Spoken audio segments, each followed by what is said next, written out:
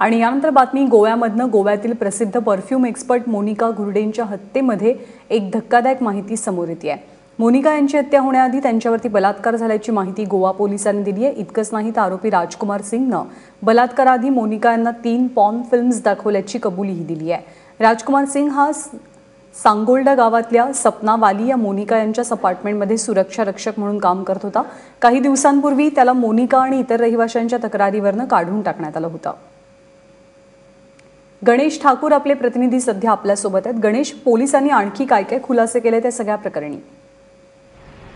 नानादा, आणखी एक धक्कादायक खुलासा असा झालाय जो याने स्वतः कबूल केलेला आहे, तो म्हणजे 5 ऑक्टोबरला ही हत्या घडून आणली, पण 4 आणि 3 तारखेपासूनच तो या इमारती म्हणजे सपना व्हॅली या इमारतीमध्ये लपून बसलेला, कारण त्याला एक संधी हवी होती मोनिकाच्या घरी जाण्यासाठी आणि म्हणून 3-4 ऑक्टोबरपासूनच तो सपना व्हॅलीच्या टेरेसवर जाऊन तो लपला होता। त्याने आपल्यासोबत जेवण तो सोबत घेऊन गेला होता आणि 5 ऑक्टोबरच्या दुपारी वेळ पाहून आणि त्याने संधी पाहून तो मोनिकाच्या घरी आधी गेला आणि त्यानंतर त्याने अशी खोटी माहिती दिली की तो आता साईट सुपरवायझर काम करतो आणि तो पाहणी करण्यासाठी आला आणि त्याने माफी मागितली मोनिकाची।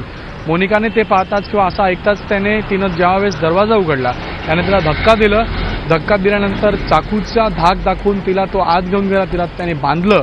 त्यानंतर तिच्या पॉकेटमधनं किंवा वॉलेटमधनं 4,000 रुपये काढले आणि एटीएमचं पिनही तिच्याकडनं घेतलं आणि त्यानंतर जे बलात्कार होण्याआधी त्याने तिला काही पॉर्न क्लिप्स किंवा पॉर्न फिल्म्स दाखवल्या आपल्या मोबाईलमधनं आणि नंतर बलात्कार केला आणि त्याला ही खात्री होती की जर त्याने हिला सोडलं किंवा मोनिकाला जिवंत सोडलं तर ती निश्चित पोलिसांना तक्रार करणे त्याच्याबद्दल सगळी माहिती देईल, म्हणून त्याने तिचा गळा दाबून तिची हत्या केली आणि त्यानंतर तो पैसे घेऊन किंवा तिकडनं तो पळून गेला आणि बँगलोर मिरत असं करत करत त्याला पोलिसांनी पकडलं आणि अशा प्रकारची माहिती समोर येते। पण धक्कादायक माहिती अशी आहे की हा कट पूर्ण त्याने रचला होता।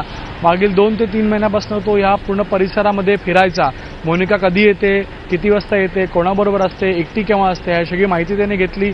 त्याच्या मनात हा राग जो होता मागील 3-4 महिन्यांपासून होता, कारण त्याला आपली नोकरी गमवावी लागली होती आणि त्याने हेही कबुली दिली आहे की ज्यावेळेस जुलैच्या महिन्यामध्ये मोनिका तिथं सपना व्हॅलीमध्ये राहायला आली होती तिला पाहताच त्याच्या मनात तिच्यासाठी काही प्रेम म्हणा किंवा एक वेगळे भाव निर्माण झाले होते आणि ते भाव आताही होते आणि हा राग आणि हे भाव मिळून त्याने ही घटना घडून आणली आणि त्याने कबुली दिलेली आहे।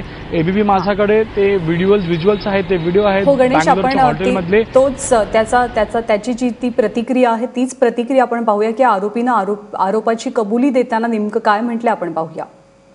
मैम का मर्डर मैंने किया था। तुम्हारा नाम क्या? राजकुमार। क्या गांव किधर? पंजाब। मैम का मर्डर मैंने किया था। तुम्हारा नाम क्या? राजकुमार। क्या गांव किधर? पंजाब। गणेश, आपण पाहिलं की स्वतःहून त्यांनी कबुली दिलेली आहे हत्येची। याची पार्श्वभूमी काय, ज्याने हत्या केलेली आहे राजकुमारनं, त्याची पार्श्वभूमी काय आहे? हा मूळचा हरियाणाचा राहणारा आहे, 21 वर्षाचा आहे। या जानेवारी महिन्यामध्ये तो गोव्यात आला होता अशी माहिती मिळाली आहे। FY BComची परीक्षा दिल्यानंतर तो गोव्यात कामासाठी आला होता आणि काम म्हणून त्याने एका सिक्युरिटी एजन्सीकडे काम घेतलं आणि सपना व्हॅलीमध्ये फेब्रुवारी-मार्चच्या महिन्यामध्ये तो कामाला आला होता। जुलै महिन्यामध्ये मोनिका इथं आली आणि जसं मी सांगितलं की तिला आवडायची आणि तो वारंवार अशा प्रयत्नामध्ये होता, कारण मोनिका तिथे एकटी राहायची।